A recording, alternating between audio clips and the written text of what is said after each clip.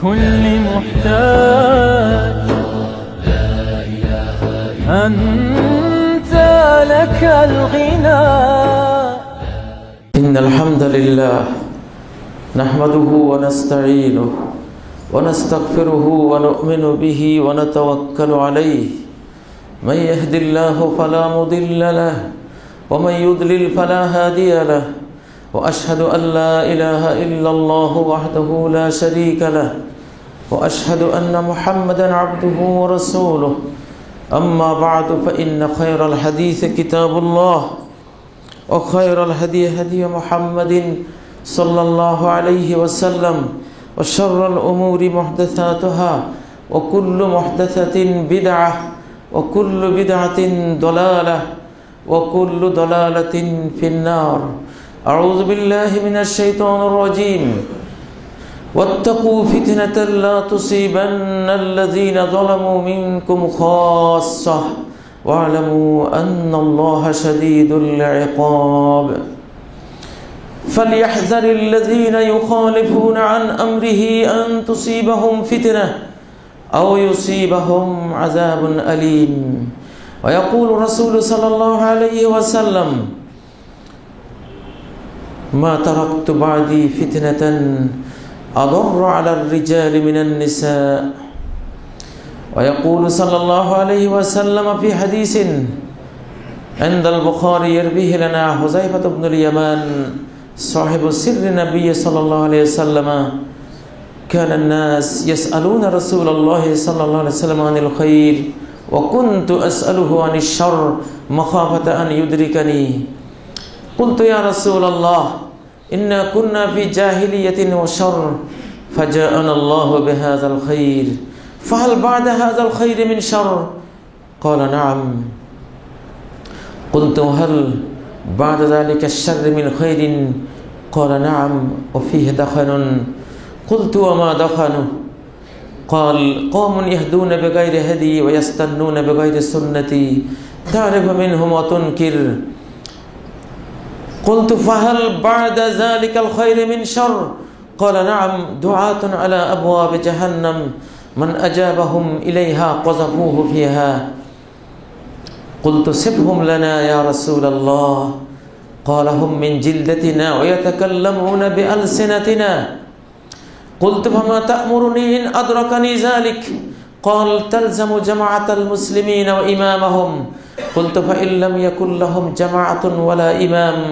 قال: فاعتزل تلك الفرق كلها ولو أن تعض بأصل شجرة حتى يدركك الموت وأنت على ذلك. رواه البخاري. ويقول صلى الله عليه وسلم في حديث ابن ماجه صححه الألباني يقول: يا معشر المهاجرين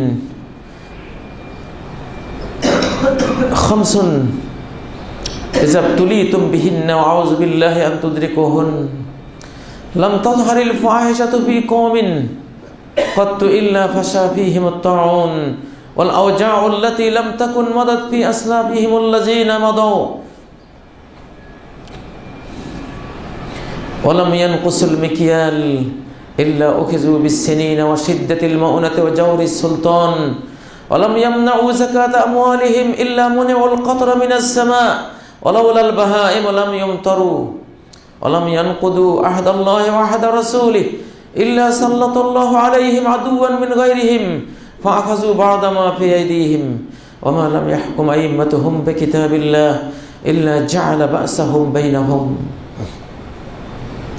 সমস্ত প্রশংসা নিবেদন করছি মহান আল্লাহ রাব্বুল ইজ্জতুল জালালের জন্য, যিনি এই পৃথিবীকে আমাদের কর্মস্থল বানিয়েছেন। আমাদের ভালো কর্ম, ভালো চরিত্রের সাথে, বিশুদ্ধ ধর্ম বিশ্বাসের সাথে এই পৃথিবীর কল্যাণকে জড়িয়ে রেখেছেন। আমাদের অশুদ্ধ ধর্মবিশ্বাস, আমাদের মন্দ কর্ম, মন্দ চরিত্রের সাথে এই পৃথিবী এবং পরবর্তী আখিরাতের সকল অকল্যাণকে সংযুক্ত করে রেখেছেন।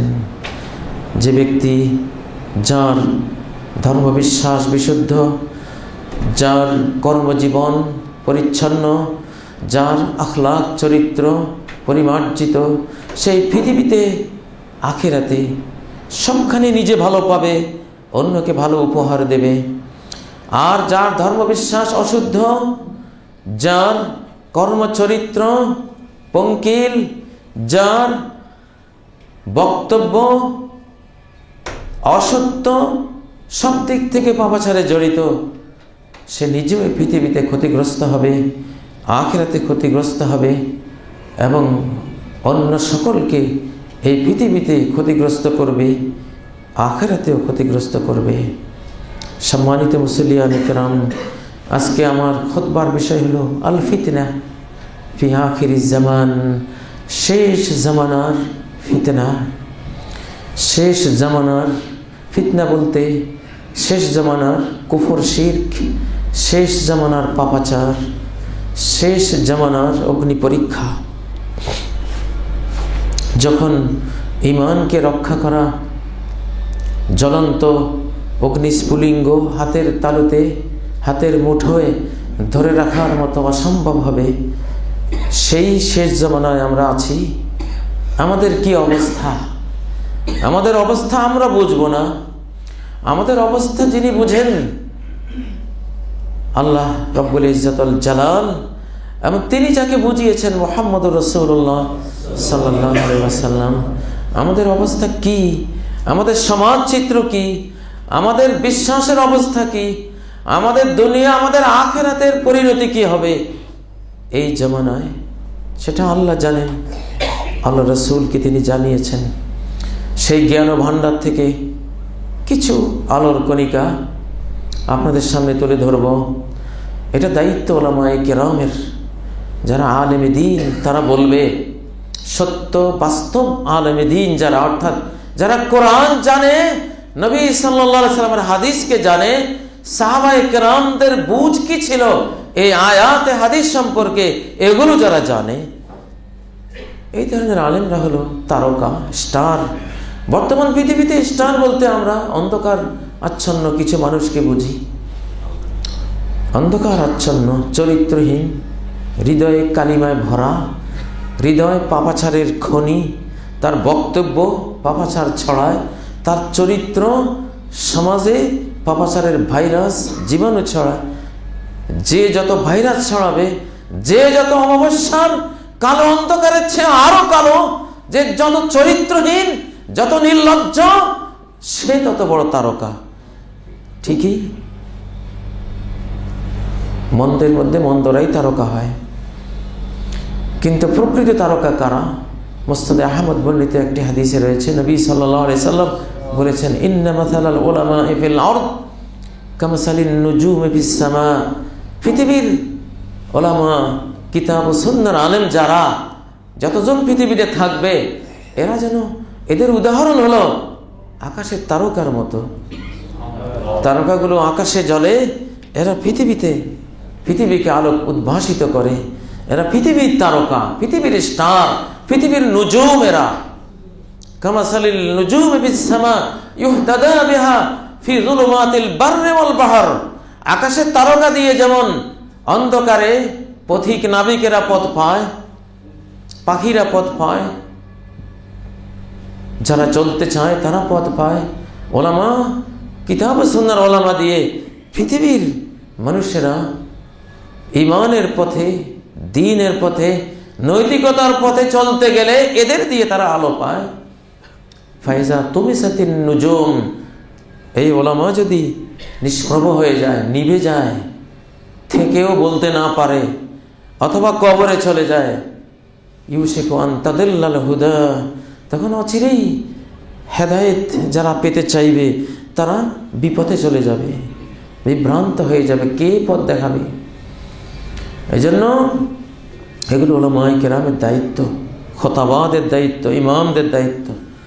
সম্মানিত ভাইগণ, ফিতনা, আমরা ফিতনার যুগে বাস করি। ফিতনা মানে পাপ, পাপাচার, অন্যায়, অনাচার, যত রকমের পাপাচার আছে, আকীদার পাপাচার, শিরক, কুফর, মুনাফিকি, কৃত্রিমতা, লৌকিকতা, দুনিয়ার মোহ, শুধু দুনিয়ার সঞ্চয়ের মোহ, জিনার অবৈধ জিনার প্রতি গোটা সমাজের সেই প্রবণতা, তারপর অহংকার, কেউ কাউকে মানতে চায় না, সকলেই মনে করে আমি তো একজন, আমি কাকে মানব। এই জিনিসগুলি ফিতনা। প্রিয় ভাইয়েরা, এই ফিতনা সম্পর্কে আমাদের জানতে হবে। ফিতনার যুগ সম্বন্ধে নবী সাল্লাল্লাহু আলাইহি ওয়াসাল্লামের দোয়া রয়েছে, ওই যা আরাদতা বিইবাদিকা ফিতনাতান, তুমি যখন তোমার বান্দাদেরকে ফিতনায় ফেলতে পরিকল্পনা করবে, তাদের পাপাচারের কারণে, তাদের ফিতনা প্রীতির কারণে, তারা চায় ফিতনা, তাদের চাওয়া অনুসারে যখন তাদেরকে ফিতনা তুমি দিতে থাকবে, ফাকবিদনি ইলাইকা গায়রা মাফতুন, তখন তুমি আমাকে মৃত্যু দিও গায়রা মাফতুন, ফিতনাগ্রস্ত নয় সেরকম অবস্থায়। ওই ফিতনা আমি পড়ি নাই, ওই অবস্থা আমাকে নিয়ে যাও, এই পৃথিবীতে আমি আর থাকতে চাই না। তখন ফাকবিদনি ইলাইকা গায়রা মাফতুন। প্রিয় ভাই, আমাকে যাতে কোনো জিনার ফিতনায় না ধরে, গান বাজনার ফিতনায় না ধরে, আমাকে দুনিয়ার মোহের ফিতনায় না ধরে, আমাকে বিদআতের ফিতনায় যাতে আকর্ষণ না করে, বিজাতীয় কালচার, তাদের কৃষ্টির ফিতনা যাতে আমাকে আকর্ষণ না করে। যত রকমের ফিতনা আছে, এসব ফিতনা আমাকে যাতে গ্রাস না করে, সে অবস্থায় আমাকে নিয়ে যেও দুনিয়া থেকে। প্রিয় ভাইয়েরা, ফিতনায় পড়া যাবে না, ফিতনা নিজের জীবনে আনা যাবে না, ফিতনাকে অনুমোদন দেওয়া যাবে না, তাহলে জাহান্নামে চলে যেতে হবে। আল্লাহ বলেছেন, ওয়াত্তাকু ফিতনাতান লা তুসিবান্নাল্লাযীনা যালামু মিনকুম খাসসা, ফিতনাকে ভয় করো, যে ফিতনা শুধু অপরাধীকে গ্রাস করবে না। যেহেতু অপরাধীকে তোমরা বাধা দাও না, অপরাধীকে সৎ কাজের আদেশ, অসৎ কাজের নিষেধ দাও না, অপরাধীকে কন্ট্রোল করো না, না রাষ্ট্র, না নেতৃবৃন্দ, না সমাজের মুরব্বী, না আর কেউ, ফিতনা অবাধে যখন চলবে, ফিতনাকে কেউ রোখাবে না, পাপাচারকে রোখাবে না, তখন সে পাপাচার শুধু পাপীকে গ্রাস করবে না, সমাজের ভালো লোকদেরকেও গ্রাস করবে, সবাইকে ধরবে। ওয়ালামু আন্নাল্লাহা শাদীদুল ইকাব, আর জেনে রেখো, আল্লাহর শাস্তি যদি আসে, কঠিন শাস্তি, সেটা বরদাস্ত করার ক্ষমতা তোমাদের নেই। সূরা আনফালের 25 নম্বর আয়াতে আল্লাহ এভাবে বলেছেন।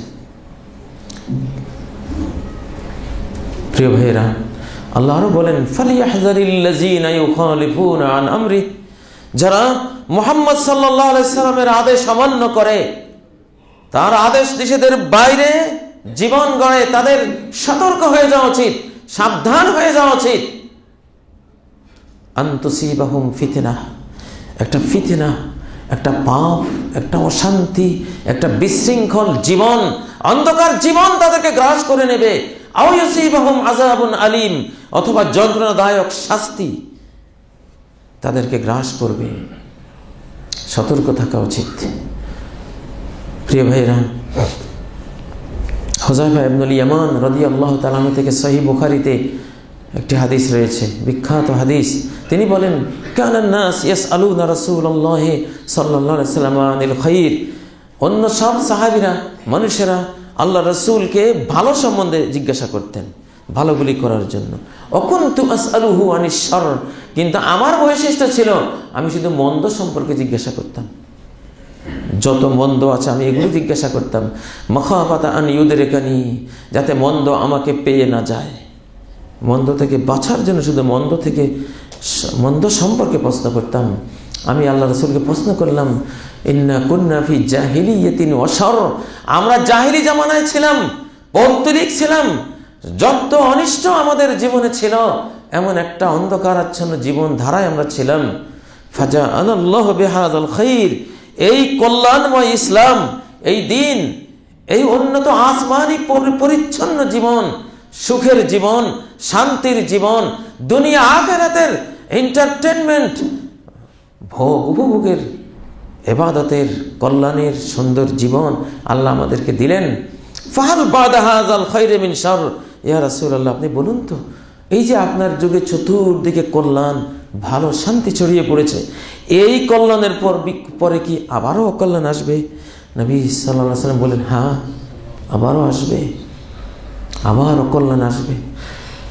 হুযায়ফা আবার প্রশ্ন করেন, ফাহাল বাদা যালিকাল শাররি মিন খায়রিন, সেই অকল্যাণের পর আবারও কি কল্যাণ আসবে, খাইর আসবে, ভালোটা আসবে? আপনার যুগের মতো এমন যুগ, এমন যুগের মানুষরা যেমন ভালো, এমন ভালো কিছু কি আবারও আসবে? তিনি বলেন, না আসবে। অফিহে দাখালুন, কিন্তু আমার যুগের ভালোর পরে যে মন্দ আসবে, সেই মন্দের পর আবার যে ভালো আসবে, সে ভালোর মধ্যে ধোঁয়া থাকবে, ধোঁয়া। আগুনে যেমন ধোঁয়া থাকে, সে ভালো নিখুঁত ভালো হবে না, নির্ভেজাল ভালো আসবে না।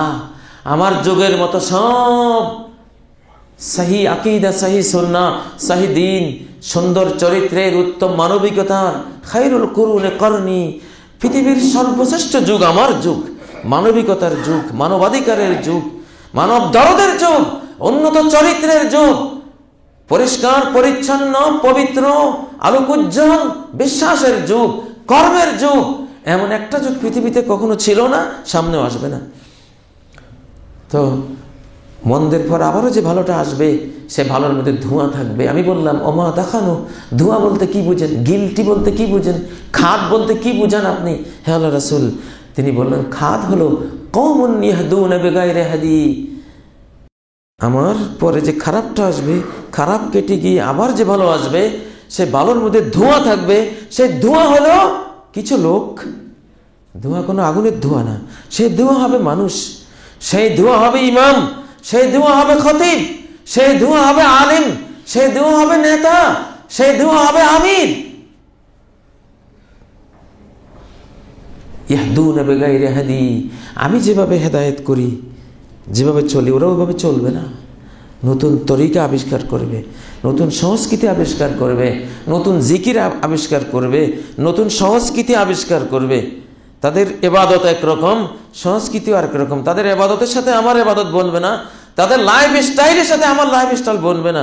ওয়াস্তান্নুনা বিগাইরি সুন্নতি, আমার জীবনধারাকে বাদ দিয়ে অন্য জীবনধারা তারা তৈরি করবে।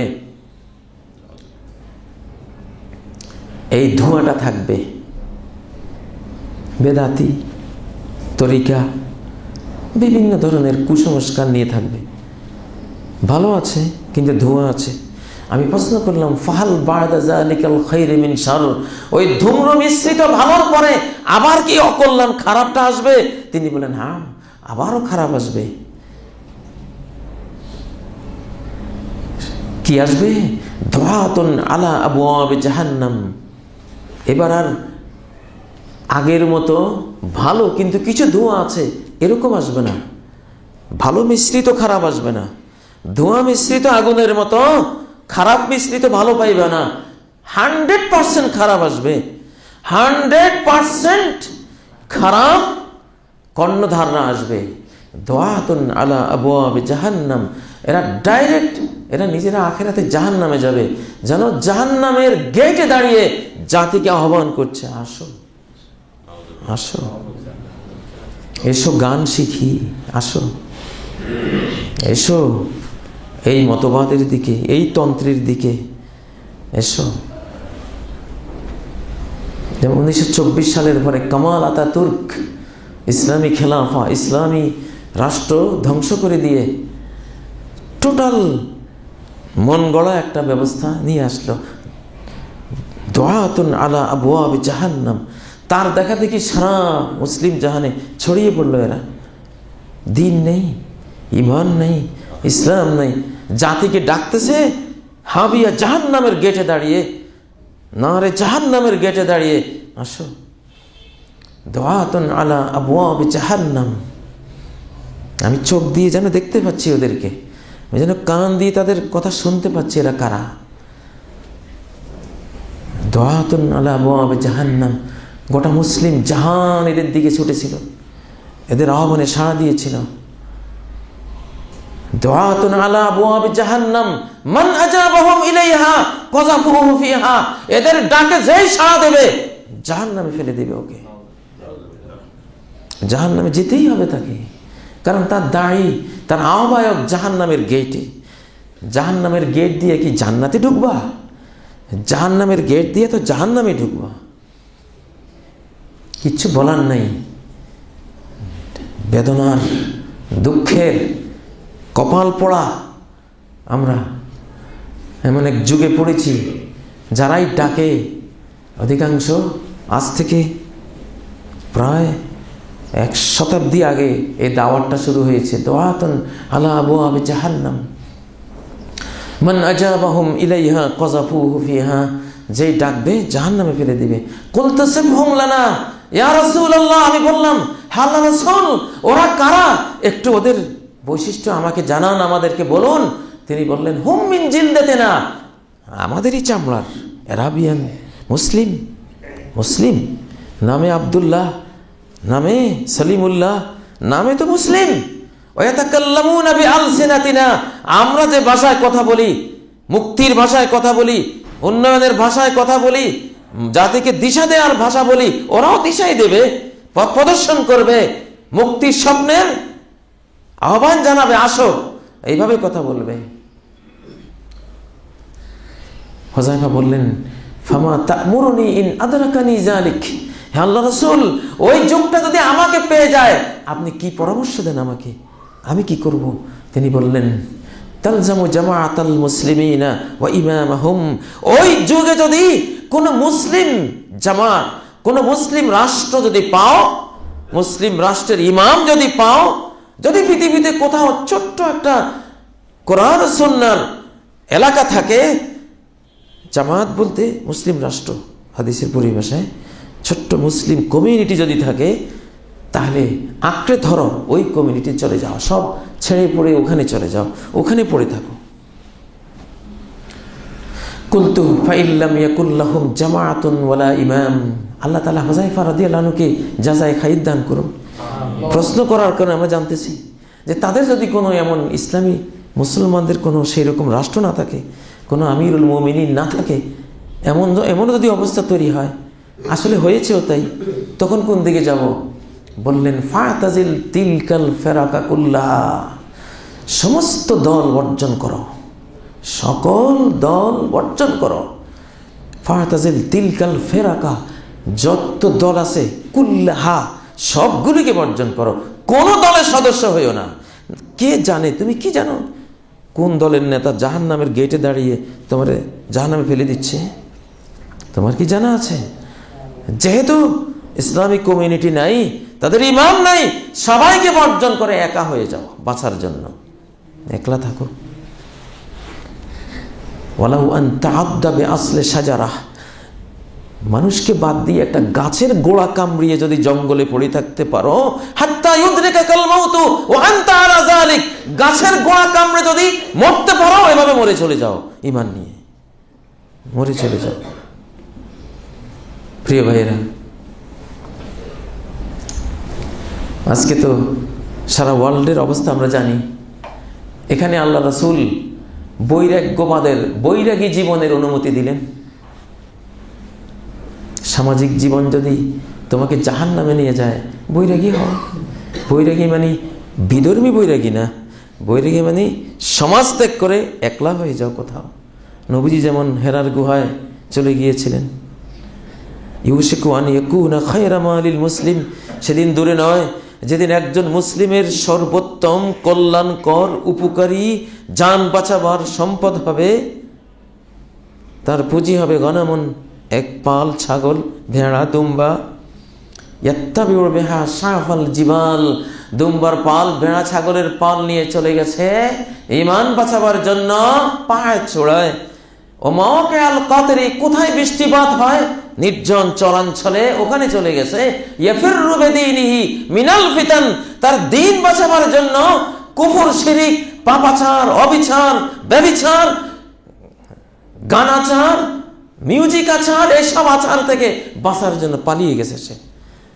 এই লোক উত্তম মুসলিম, তার এই যে পশুর পাল উত্তম সম্পদ তার জন্য, ব্যাংকের 1000 কোটি টাকা তার জন্য মোটেই উত্তম সম্পদ না, শ্রেষ্ঠ সম্পদ হবে ওইটা। প্রিয় ভাইরা, হুযায়ফার এই হাদিসটি সামনে রাখলে আমরা বুঝবো যে আমরা কি অবস্থায় আছি। সমাজ থেকে বিচ্ছিন্ন থাকার এখন পারমিশন আছে, এখন সমাজ বর্জনের অনুমতি আছে, এখন নিজের ঘর হলো জান্নাত। হাত্তা ইযা রাআইতা শুহহান মুতাআন, যখন দেখবা শুধু সঞ্চয় আর সঞ্চয়, সঞ্চয়ের চিন্তা, সঞ্চয়ের চিন্তা, বিল্ডিং এর চিন্তা, শুহহান মুতাআন। শখ বলা হয় সম্পদ উপার্জন জোর করে, জুলুম করে, আত্মসাৎ করে, জাল দলিল করে, ঘুষ দিয়ে, সুদ দিয়ে, চুরি, ডাকাতি, জবরদখল, যেমনে পারে সম্পদ চাই, এটাকে বলে শখ। সবাই শখ হইল অফিসার, এখন অফিসার অব দ্য কমিউনিটি। শখ, মাল চাই, হারাম আর হালাল, ডাকাতি আর চুরি, বেটা মাল দে, ওইটা আমার দরকার। শুহহান মুতাআন। সমাজে অল্প কিছু 2-4 জন ছাড়া সব ছুটে চলবে মাল নামক মাবুদের পিছনে। মাল হয়েছে মাবুদ, মালই হলে এখন নেতা। কিসের পাবলিক মানুষ নেতা? মানুষের ভ্যালু আছে নাকি? শুহহান মুতাআন। মাল চাই, ডলার চাই, ইউরো চাই, সঞ্চয় চাই, ব্যাংক ব্যালেন্স, ডেলি হিসাব, কত গেল কত আসলো নখদর্পণে। এটাই মাবুদ। লা ইলাহা ইল্লাল মাল, লা ইলাহা ইল্লাল মাল হয়ে গেছে এখন। লা ইলাহা ইল্লাল্লাহ বহু মুসলমানের অন্তরে নাই, লা ইলাহা ইল্লাল মাল হয়ে গেছে। এই জন্য নবীজি বলছেন তাইসা আব্দুদ দিনার, মালের বান্দা ধ্বংস হোক। বুখারীর হাদিস, মালের বান্দা, দিনারের বান্দা, তাইসা আব্দুদ দিরহাম, দিরহামের বান্দা ধ্বংস হোক। শুহহান মুতাআন, হাওয়ান মুত্তাবাআন, জিনার পিছনে ছুটছে, আই লাভ ইউর পিছনে ছুটছে। কোথায় নারী পাওয়া যাবে, কোথায় এমন পরিবেশ পেয়ে যাবে, ফ্রি মিক্সিং, সবাই সবার। মহিলা ছাড়া বক্তৃতাও আসে না, মহিলার সামনে না থাকলে একগুলি বক্তার বক্তৃতা শুকাই যায়। আরে মহিলা নাই, কারে শোনাই? আরে মহিলা নাই, মহিলা সামনে আসো, তোমরা আসো। 10 বার যদি মহিলার দিকে তাকায়, একবার তাকায় না পুরুষের দিকে, কারণ মহিলা লাগবে। নারী নারী নারী, জিকির কিসের? আল্লাহ জিকির, ওর কাছে নারী জিকির। হাওয়ান মুত্তাবাআন। সারা পৃথিবীর এখন জিনার ভাইরাসে আক্রান্ত, জিনার জীবনেতে আক্রান্ত বিশ্বের কর্ণধার যারা, এরা ছুড়ে চলেছে ওইদিকে। ওয়াইজাবা কুল্লি জি রাইন বিরাই। আর যদি কেউ পাণ্ডিত্য একটুখানি পাইছে, ডক্টর, তো উনি সারা বিশ্বের একজন। ওনারে আর কে পরামর্শ দেবে, ওনারে কে জ্ঞান দেবে? আর কোনো জ্ঞানই নাই, উনি যা বলে তাই, উনি যা বুঝে তা। অহংকার। প্রিয় ভাইরা, যখন এই দশা হবে, নবীজি বলছে থো সমাজ ফেলা ফেলা, ওই মুসলমান তোর মহিলা পুরুষ ওদের বাঁচাবি, বাদ দে, তুই নিজেই তো শেষ হয়ে যাচ্ছে, বাদ দে সব, বাদ দিয়া ফালাইকা বিখুওয়াইসাতি নাফসিক, নিজেরে বাঁচা, নিজেরে বাঁচা। চতুর্দিকে আগুন, মাঝখানে পড়ে গেছে, তুমিও চলে যাবে, পালাও। আলাইকা বিখুওয়াইসাতি নাফসিক ওয়া দা আনকা আমরাল আওয়ামে, পাবলিক ছুঁড়ে মারো। এই পাবলিকের দরকার নেই, এই পাবলিক তোমারে ডাকে শুধু মুনাজাতের জন্য। এই পাবলিকের কাছে তুমি আলেম হয়েছে শুধু দোয়া, মিলাদের জন্য, দোয়ার জন্য, আর কোনো ভ্যালু নেই তোমার। এই পাবলিক দিয়ে করবা কি? তুমি একজন ভালো থাকলেও তবু দুনিয়াটা আল্লাহ ঠিক রাখবে তোমার জন্য। তুমি ভালো থাকো, ওরা ভালো হবে না, ওরা তোমারে মানবে না। ভালো করার জন্য চিন্তা করতেছ, বাদ দাও, তুমি সহ শেষ হয়ে যাবা। পচা পুকুরে পড়ছো, কোনখান দিয়ে জান কেটে যদি পচা পুকুরের থেকে পালিয়ে যাইতে পারো, যেই পুকুরে পড়ছো তুমি সব পচে যাইবা, রক্ত মাংস সব গন্ধ হয়ে যাবে তোমার, তুমি টেরো পাইবে না। পালাও, পালাও এখন। ফালাইকা বিখুওয়াইসাতি নাফসিক, চাচা আপনা জান বাঁচা, নিজে বাঁচো, নিজের ছেলেরে বাঁচাও, মেয়েরে বাঁচাও, স্ত্রী বাঁচাও, নিজে বাঁচো। এটা সেই যুগ। পরামর্শ আসতেছে দরবারে নবুয়ত থেকে, পালাও এই সমাজ থেকে। বিখুয়াইয়াসাতে নাফসিক। পৃথিবীর উন্নয়নের সম্পর্ক মানুষের চরিত্রের সাথে, পৃথিবীর ভালো হওয়ার সম্পর্ক মানুষের কর্মের সাথে। দেখুন ইবনে মাজাহ বর্ণিত আলবানী কর্তৃক বিশুদ্ধায়িত হাদিস, আল্লাহ নবী বলছেন, কি বলছেন? ইয়া মাশারাল মুহাজিরিন, মুহাজিরিন সম্প্রদায়, খামসুন, 5টা সমস্যা, 5টা ফিতনা আসবে। এজাব তুলিতুম বিহিন্না, ওই 5 বলা মুসিবত। বাংলাদেশে আগে বলা কইতো বসন্ত রোগ, কলেরা রোগ, এগুলির বলতো বলা আসছে। গ্রামে বলা আসছে, বলা আইসা 400, 500, 1000 লোক নিয়ে চলে গেছে। কলেরা বসন্তকে বলা কইতো, বলা। এই 5 বলা, 5 কলেরা, 5 গুটি বসন্ত, 5 মহামারী যখন সমাজে আসবে, তখন কি হবে? আমি আল্লাহর কাছে তোমাদের জন্য আশ্রয় চাই। আউযু বিল্লাহি আন তুদরিকুহুন্না, অন্তত আমার মুহাজির আনসাররা তোমরা যাতে না পাও ওই বলা। আল্লাহ তোমাদেরকে বাঁচাক। বলার হেড অফ দ্য ডিপার্টমেন্ট একটা আছে, 5 বলার পরিচালক, 5 বলার লিডিং পয়েন্টে যে বলাটা আছে, সেই বলাটা কি? লাম তাজহারিল ফাহিশাতু ফি কওমিন কাত। ফাহিশা, জিনা, নারী জাতি, অবৈধ নারী, অবৈধ মহিলা, স্ত্রী নয় এমন নারী, গার্লফ্রেন্ড, অফিস সহকারিনী, সফর সঙ্গিনী, অমুক তমুক জায়গায় প্রস্তুত, এই নারী সমাজ। লাম তাজহারিল ফাহিশাতু ফি কওমিন কাত। যখন ফাহিশা, জিনা, ব্যভিচার বিজয়ী হয়ে যায় কোনো সমাজে, পারিবারিক পবিত্র প্রথা পরাজিত, দুর্মূল্য, অনেক টাকা কড়ি লাগে, অনেক কাঠখড়ি পোড়াইতে হয়, পাওয়া যায় না। জিনার বাজার সহজ, একদম সহজ। বিয়ের বাজার মন্দ, কঠিন, জিনার বাজার যখন সহজ হয়ে যাবে। লাম তাজহারিল ফাহিশাতু ফি কওমিন কাত হাত্তা ইউলিনু বিহা। এমনকি প্রকাশ্যে পার্কে দেখবা বসে একজনকে চুমো দিচ্ছে, জড়িয়ে ধরছে। স্কুলে পড়ে, অমুক তমুক মিডিয়াম স্কুলে পড়ে ছেলে মেয়ে কোলাকুলি করছে, প্রকাশ্য। অল ফাহিশাতু জিয়াদা, জিনা হবে প্রবৃদ্ধি, জিনাকে বলা হবে প্রবৃদ্ধি, জিনাকে বলা হবে জিয়াদা, উন্নয়ন, জিনাকে বলা হবে জাতির স্মার্টনেস, জিনা হবে সংস্কৃতি, জিয়াদা, খুব বাড়তি সংস্কৃতি ওনার। এগিয়ে যাও, তোমাকেই তো খুঁজছে বাংলাদেশ। হ্যাঁ, অর্ধ উলঙ্গ মেয়ে একটা ছবিতে টানিয়ে, হ্যাঁ এগিয়ে যাও, তুমি দুঃসাহসী, জাহান্নামে যেতে পারতেছ, জান্নাত তোর কপালে নাই, অভিশপ্ত। তোর মতো গোবরের একটা পোকাই তো দরকার। আমরা যারা গোবর হয়ে গেছি, গোবরকে ভালোবাসি, গোবর সংস্কৃতি, গোবরের ঘ্রাণ, গোবরের স্বাদ, রসগোল্লা কি কাজে লাগে? কিসের রসগোল্লা আর কিসের কিনা শ্যামপাপড়ি, তার চেয়েও আরো উত্তম হলে গোবর। তা আমরা যারা গোবরজীবীর জন্য তোর মতো একটা গোবরা পোকাইতে দরকার।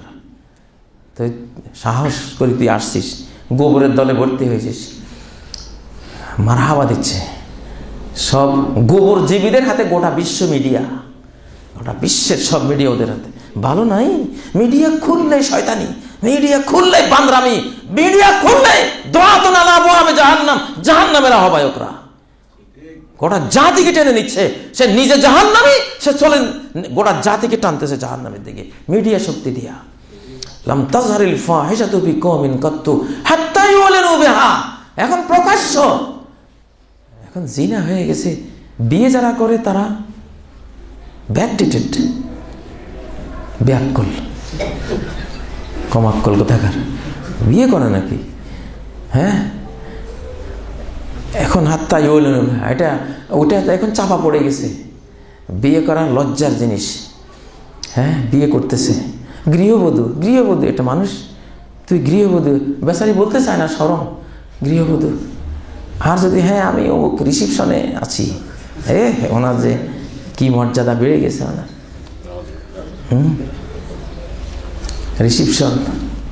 রিসিপশনের ভিতরে কি হাকিকত, কি মারেফত সব জানা। এইসব মারেফত, হাকিকত, তরিকত এগুলি সব আমরা জানি ভাইয়েরা। তখন আল্লাহ নবী বলছেন তখন কি হবে জানো? ইল্লা ফাশা ফীহিমুত তাউন, তখন ছড়িয়ে পড়বে মহামারী, এইডস কালচার।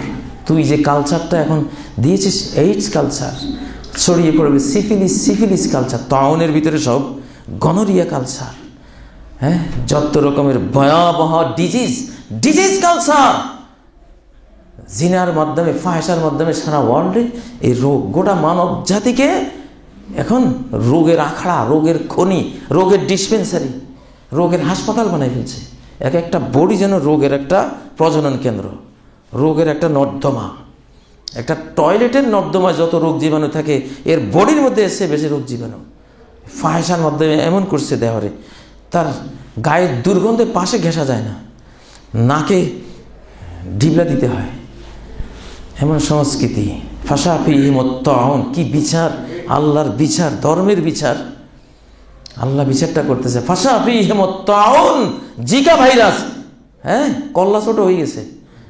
তোর এই সংস্কৃতির দোষে শিশু সন্তান শেষ, তোর ভবিষ্যৎ বংশ শেষ, হাবা গোমা, অটিস্টিক, পাগল ছাগল হয়ে গেছে সব, মাগুলি রোগে রাখা।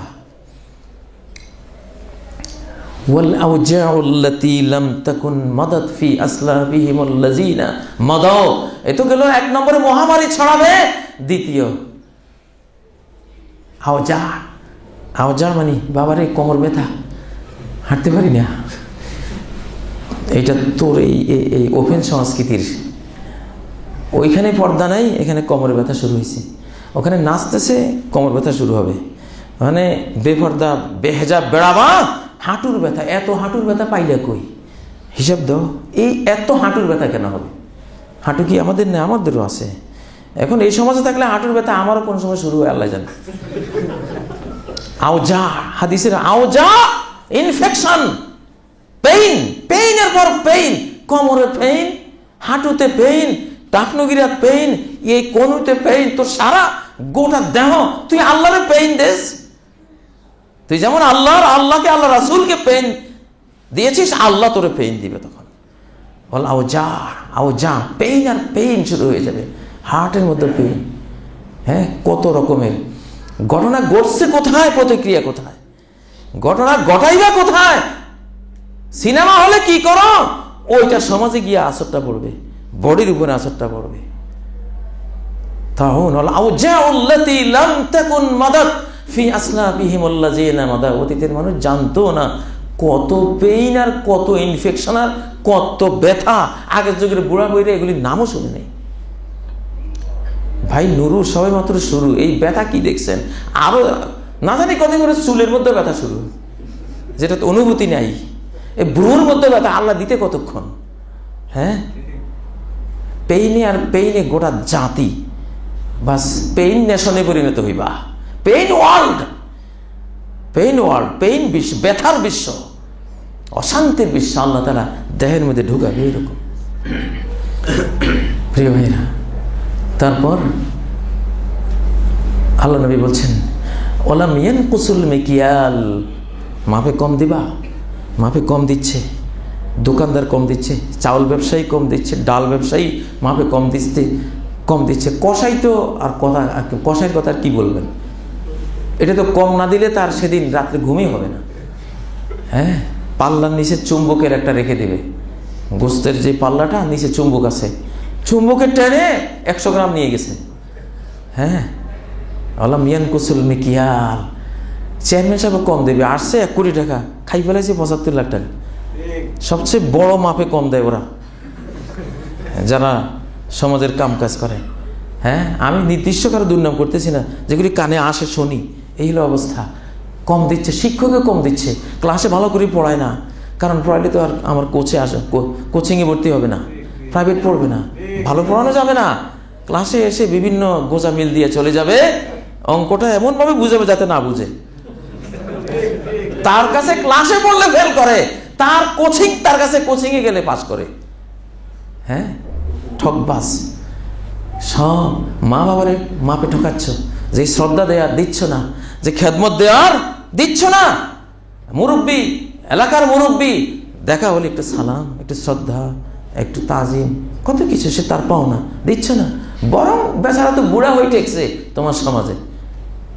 এখন চ্যাংরারাই সব, যুবকরাই সব ইচ্ছে পাকা। হ্যাঁ, গোটা সমাজ পোলার মতো আচার খাওয়া সমাজ,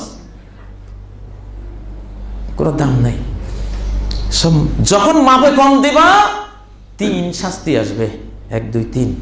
অলাম ইয়ানকুসুল মিকিয়াল ইল্লা উখিযু বিসসিনিন। দারিদ্রে চেয়ে যাবে। দারিদ্র দূর করার জন্য কত বিশেষজ্ঞ পৃথিবীতে, যত বিশেষজ্ঞ তত দারিদ্রই বাড়ে। দারিদ্র মাসফল ফাকার, দারিদ্র বিমোচন। বিমোচন করবি, তোর দারিদ্র বিমোচন করতে হলে পাল্লা ঠিক কর, মাপ ঠিক করলে দারিদ্র বিমোচন হবে। যার যেটা দেওয়ার, নেতার যা থেকে কি দেওয়ার আছে কম দিও না, ঠিকঠাক মতো দাও। হ্যাঁ, ব্যবসায়ীর তা যা থেকে কি দেওয়ার আছে ঠিকঠাক মতো দাও, কম দিও না। স্ত্রী হিসাবে স্বামীকে কদ্দুর দিচ্ছ? স্বামীর কাছে পুরান কাপড়টা পরে ঘরের মধ্যে এসে কাপড় কি সুন্দর পোশাকটা পাল্টে ফেলছে। স্বামী তো হইলো একটা লেবার, গাবুর, বদলা কামলা, এটার কোনো ভ্যালু আছে? ভ্যালু আছে রাস্তাঘাটে যারা ওনার দিকে তাকায়, উনি নজর কালেকশন করে, কত পুরুষে তাকাইছে আমার দিকে, ইস তাহলে আমি অন্যরকম একজন। হ্যাঁ, ওনার তো এখন মন মা ইলাতুন মুমিলাত থাকে স্বামীর ঘরে, মনটা স্বামীর ঘরে নাই, মনটা হইলো আই লাভ ইউর ঘরে। হ্যাঁ, রাস্তার বন্ধু কারা আছে, অফিসে আদালতে স্কুলে কলেজে কে কোথায় পড়ে, মনটা ওইদিকে। মাপে কম দিচ্ছ, তোমার স্বামীকে কম দিচ্ছ। আবার স্বামীও দেখছে স্ত্রী যখন এরকম যা হেও গেছে উল্টে পাল্টা, সেও আর স্ত্রীতে সেও ঠকায়। এই যে মাপে কম সব ক্ষেত্রে আছে, আচরণের ক্ষেত্রে আছে, সম্পদের ক্ষেত্রে আছে, জ্ঞানের ক্ষেত্রে আছে, খেদমতের ক্ষেত্রে আছে, সব ক্ষেত্রে মাপে কম আছে। ওয়াইলুল লিল মুতাফফিফিন, যারা মাপে কম দেয় এদের জন্য দুর্ভোগ, শাস্তি, জাহান্নাম। তাহলে ওয়ালাম ইয়ানকুসুল মিকিয়াল ইল্লা উখিযু বিসসিনিন, দারিদ্র আসবে, দারিদ্র বিমোচন কোনো মতেই হবে না মাপ ঠিক না হলে। মিজান ঠিক করো, পাল্লা ঠিক করো। পাল্লা তো টানাই তুইছো জায়গায় জায়গায়, কিন্তু মাপ যে ঠিক নেই। পাল্লা শুধু 2টা পাল্লাই আছে, মাপ তো ঠিক নেই। 1 নম্বর শাস্তি, দারিদ্র আসবে, বিমোচন করতে পারবা না, কেউ পারবে না। তারপর অসিদ্দাতিল মাউনা, জীবনের ব্যয়ভার খালি কঠিন। যত বেতন পাও তত ঋণ বাড়ে, যত স্কেল বাড়ে তত ঋণ বাড়ে, তত আর টাকা পয়সা কুলায় না। শিশুকালে 2 টাকা লইয়া বাজারে গেছি, ব্যাগ ভর্তি 1 টিন মুড়ি আনতে পারতেছি না, 2 টাকার বাজার। আরে কি বরকত, 2.5 টাকায় 1 কেজি সরিষার তেল। হ্যাঁ, কি অবস্থা ছিল। আর এখন সিদ্দাতুল মাউনা, জীবনের ব্যয়ভার শুধু বাড়তেছে। আগে তো ক্লাস 8 পাস করি স্ত্রী সন্তান পালছে কি সুন্দর। এখন ডক্টরের ডিগ্রি নিয়েও একটা বউ পালতে পারে না। স্যার বিয়ে করছেন, কয় না রে ভাই এখনো এস্টাবলিশড হই নাই। তুই কবরে যাই এস্টাবলিশড হবি, তোর এই দুনিয়াতে আর এস্টাবলিশ কিসের এস্টাবলিশড হবি তুই? হ্যাঁ, কি কঠিন, কি অবস্থা। হায় হায়, কোনো কিছু সারাদিন খাই আর নাই নেই। এই হলো সিদ্দাতুল মাউনা, কঠিন হয়ে যাবে। ওই যে মাপ, তুমি কোন জায়গায় মাপ কম দিছো দেখো, হিসাব করে বাহির করো, তাহলে জীবনটা সহজ হবে। 3 নম্বর শাস্তি, জাওরি সুলতানে আলাইহিম, সরকারি জুলুম শুরু হয়ে যাবে। সরকারি জুলুম, এটা দাও ওইটা দাও, বিশ্বব্যাপী। এটা বাংলাদেশের কথা কইয়া লাভ নাই, সারা পৃথিবীর কথাই বলতেছি। সারা ওয়ার্ল্ডে সরকারগুলির কঠিন একটা ট্যাক্সে, করে, এই আইনে, আদালতে এটা করা যাবে না, ওইটা করা যাবে না, হইতে গোটা দেশ একটা কারাগার। এমন একটা হবে যে গোটা বিশ্বটা একটা কারাগার। কে করছে? না সরকারের দোষ দিয়ে লাভ নেই, তুমি দোষী। তুমি যেমন কুকুর, তোমার জন্য আল্লাহ মুগুরও দিছে ওই রকম। সরকার হলো মুগুর, পাবলিক হইলো কুকুর। সরকারের দোষ নাই, পাবলিক ভালো, সরকার ভালো। পাবলিক নষ্ট, সরকার নষ্ট। আর জালেম ইয়ান্তাকিমু বিহিল্লাহ সুম্মা ইয়ান্তাকিমু মিনহু, দুনিয়ার যত জালিম পৃথিবীতে আসে এরা সব আল্লাহর লাঠি। আল্লাহ লাঠি দিয়া জালিম পিটায়, পরে লাঠিরে পিটায়। লাঠি দিয়া তোমার পিটাইব, পরে লাঠিরে ধরবো যে তুই লাঠি হলি কা, তুই ভালো হইতে পারলি না। তো এই হলো আল্লাহর নিয়ম, সুন্নাতুল্লাহ। এগুলি কতগুলো ইউনিভার্সাল ট্রুথ, মহাজাগতিক সত্য কথা হাদিস থেকে আপনাদেরকে বলছি। একটাও কাজ ইব্রাহিমের বানানো না, নাকি বানানো? একটা বানানো না। এই তিনটা কথা ইবনে মাজার হাদিস। মাপে ঠক দিবা তাহলে 3 সাজা জাতিভাবে আসবে, দারিদ্র আসবে, ব্যয়ভার শুধু কঠিন থেকে কঠিন হবে, আর সরকারি জুলুমের শিকার হবা। আল্লাহ করাবে, সরকারের দোষ নাই। এটা সরকারের সাথে আল্লাহ বুঝবে কি তুমি দোষ করতেছো, আল্লাহ তাআলা তোমাকে এটা শাস্তি দেওয়ার উনি সিদ্ধান্ত নিয়ে শাস্তি দিচ্ছেন। ওয়ালাম ইয়ামনাউ যাকাত আমওয়ালিহিম ইল্লা মুনিউল কাতরা মিনাস সামা। যাকাত দিবা না, সম্পদ যেন মেঘ, সম্পদের যাকাত যেন বৃষ্টি। তোমার কাছে সম্পদ আছে, মেঘ আছে, যাকাত নামক বৃষ্টি বর্ষণ করো, আকাশের মেঘ থেকে বৃষ্টি বর্ষণ শুরু হবে। যাকাতের সাথে সম্পর্ক মেঘের বৃষ্টির।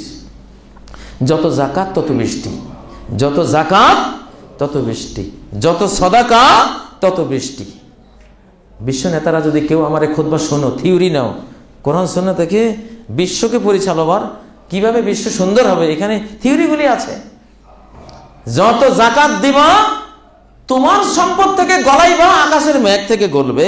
তুমি বর্ষণ করবা ধন, আকাশ বর্ষণ করবে বৃষ্টি, পানি। পানি থেকে সব সম্পদের জন্ম, সমস্ত সম্পদের উৎপত্তি পানি থেকে। পানি নেই, কিছুই নেই। পানি আছে, সব কিছু আছে। মঙ্গলে পানি আছে কি না এই জন্য খুঁজে বেড়ায়, পানি পাইলে হইল, পানি পাইলে সব পাবো। আর যেখানে পানি নেই ওখানে কিছু নেই। পানির অপর নাম জীবন। তারপর কয় নম্বর গেল? 3 নম্বর। 4 নম্বর, ওয়ালাম ইয়ানকুদু আহাদাল্লাহি ওয়া আহাদা রাসূলিহি। আল্লাহর সাথে যে চুক্তি, যে পৃথিবীতে আপনার হুকুম মতো চলবো, রাসূলের সাথে চুক্তি, আপনার উম্মত হয়েছি, আপনার আদর্শ মতো জীবন গড়বো, সমাজ গড়বো, রাষ্ট্র গড়বো, সব চলবো আমরা। এই চুক্তি যদি ভঙ্গ করে, ইল্লা সাল্লাল্লাহু আলাইহিম আদুওয়ান মিন গায়রিহিম, বিজাতীয় শত্রু তোমার উপরে চালাই দিবেন আল্লাহ তাআলা। দেশ তোমার হাতে থাকবে কিন্তু নিজে চালাইতে পারবে না। ধন সম্পদ আছে তোমার, ভোগ করতে পারবে না, নিয়ে যাবে বিভিন্ন নামে। কত কৌশল আছে, কত কৌশল আছে।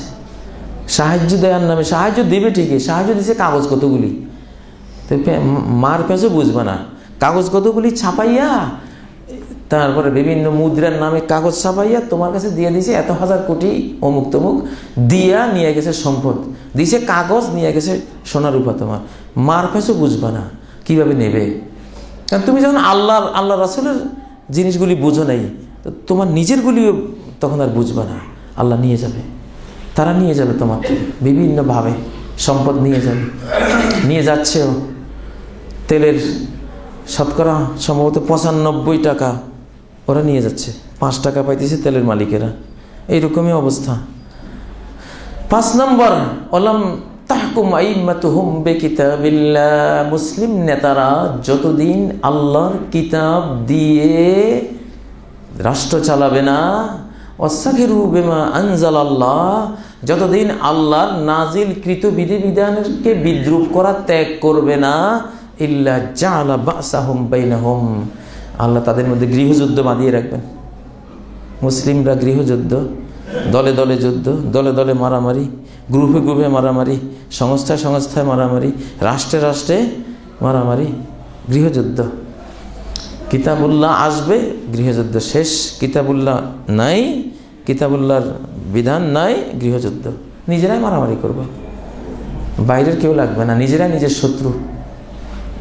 এই ওরে মারবে, ও এরে মারবে, এই হবে তোমাদের কাজ। আহা, কি সত্য কথা, কি দর্শন! রাষ্ট্র দর্শন কাকে বলে, সমাজ দর্শন কাকে বলে, মহানবী সাল্লাল্লাহু আলাইহি সাল্লামের এই যে কথাগুলি। প্রিয় ভাইয়েরা, আজকের সময় কুলাবে না। ফিতনা সম্পর্কে শুরু করেছিলাম, আরেকটা খুতবা দেব ইনশাআল্লাহ।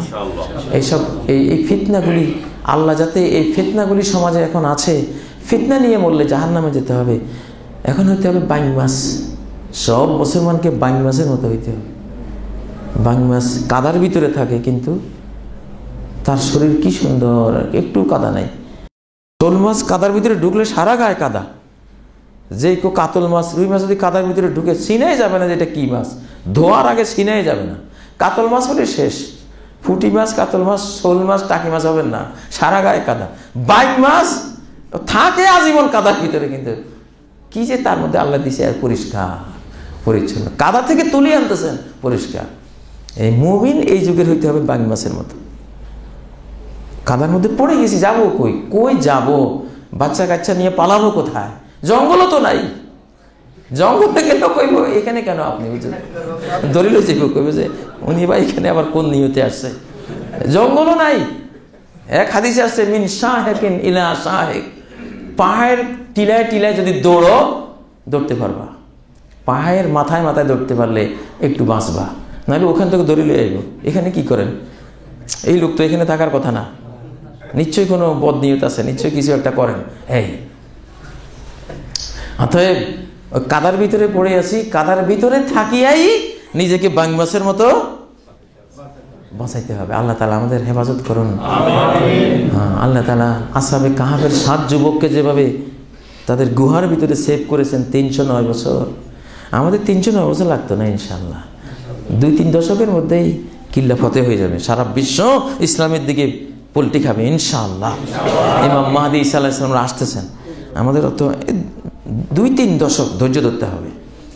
আল্লাহু আলাম, খাটে এলেম আল্লাহর কাছে। কিন্তু আমি যেটা দেখতে পাচ্ছি যে এই সময়ের মধ্যে একটা কিছু হবে, একটা বিরাট বিশ্বে উলট পালট হবে। কারণ এখন 1 বছর আগের যুগের 10-12 বছরের সমান, এখন 20 বছর আগের যুগের 100 বছরের চেয়েও বেশি চেঞ্জ হবে। আল্লাহ তাআলা তৌফিক দান করুন। ফিতনায় পড়া যাবে না, কোনো ফিতনায় পড়া যাবে না। এই যুগের প্রত্যেককে ফিতনা বিশেষজ্ঞ হতে হবে। ফিতনা বিশেষজ্ঞ হতে, ফিতনার ব্যাপারে ডিগ্রির মতো জ্ঞান থাকতে হবে যে এটা ফিতনা, নো এটা করবো না। ফিতনাকে ডিনাই করলে কোনো ফিতনায় ধরবে না, কোনো ফিতনায় ধরবে না, কোনো সাংস্কৃতিক ফিতনায় ধরবে না, কোনো অসভ্যতার ফিতনায় ধরবে না, কোনো ওই যে ভালোবাসার দিবস এটা সেটা কোনো ফিতনায় ধরবে না। ফালা তাদুররুহু ফিতনাতুন মা দামাতিস সামাওয়াতু ওয়াল আরদ। ফিতনাগুলিকে যে ডিনাই করতে থাকবে, আসমান জমিন যতদিন থাকে, সে যদি পৃথিবীতে ততদিন থাকে, তারে কোনো ফিতনা গ্রাস করতে পারবে না, নিরাপত্তা দেওয়া আছে। আল্লাহ আমাদের এই ফিতনা থেকে হেফাজত করুন। আকুলু কাওলি হাযা ওয়া আস্তাগফিরুল্লাহ লি ওয়া লাকুম ফাস্তাগফিরুহু ওয়া তুবু ইলাইহি ইন্নাহু হুয়াল গফুরুর রহিম।